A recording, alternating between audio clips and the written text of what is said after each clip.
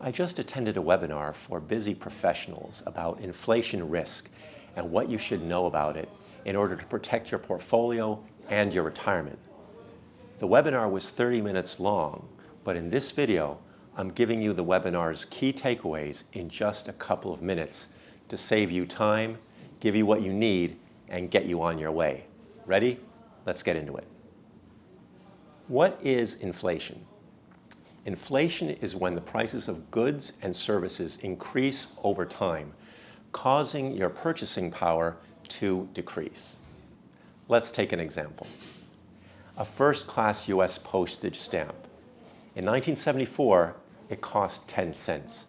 In 2001, 34 cents. In 2024, it is now 73 cents. Think to yourself, how much has a gallon of milk gone up over the years? A gallon of gasoline, rent. What about medical costs?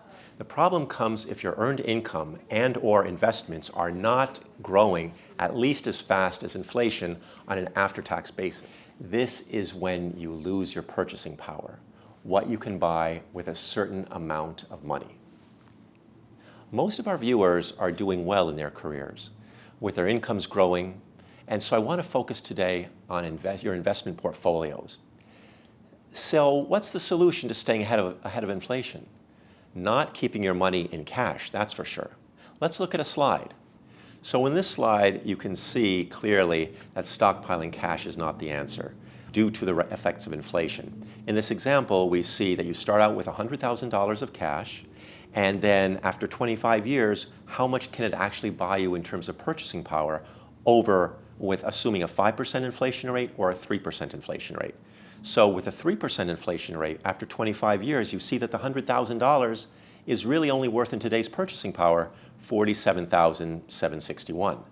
But what if it's 5% inflation? Then it's even worse. Then $100,000 25 years later is really only worth $29,530. Not a good idea.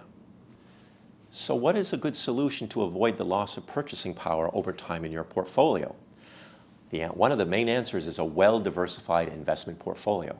Why?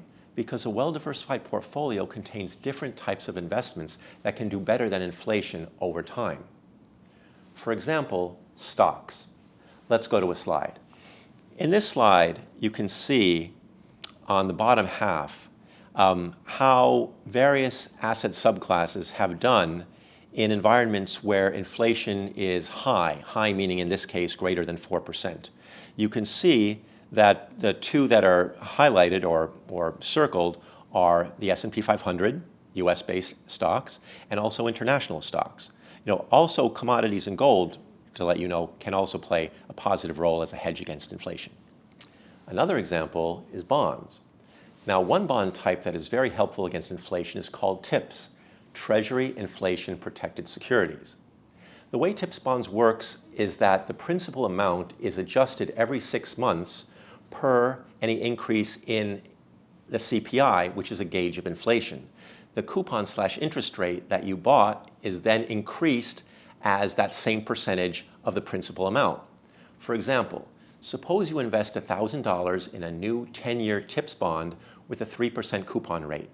If the CPI inflation gauge is 5% over the next year, then the face value of the bond will be increasing by 5% to $1,050, and the annual interest payment that you would get would be $31.50, or 3% of that new higher principal value. Another example for inflation fighting can be alternative investments. Alternative investments are investments that do not move like traditional bonds and stocks. They tend to zig when traditional bonds and stocks zag. A good example of an alternative investment that usually does well against inflation is infrastructure funds. Let's look at a slide that talks a little bit about this. In this slide, you see many good options, alternatives. We see how a specific type of alternative investment, infrastructure funds, have done from 2009 to 2023.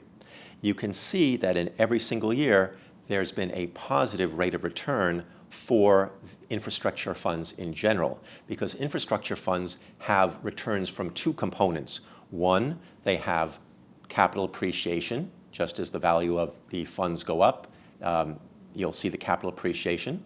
But they also have a very specific income component, which means that these infrastructure funds invest in utilities, water, toll bridges, and so if inflation is going up, often these state and local or national authorities get permission to increase the fares, and so that passes on increased income to the holders of these infrastructure funds.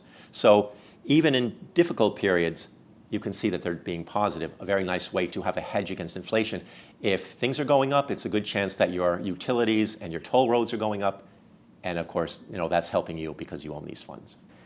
To let you know, we regularly create retirement/financial freedom plans for our clients to let them know exactly where they stand and how close they are to their financial freedom. When we do these plans, we definitely factor in the negative effects of inflation.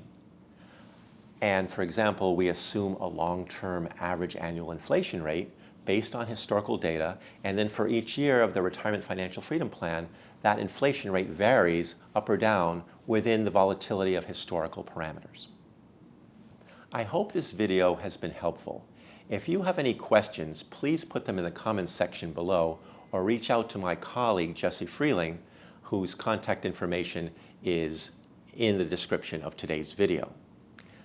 If you would like to speak to an Altfest professional about your personal situation with absolutely no obligation, please contact my colleague Jesse Freeling as well.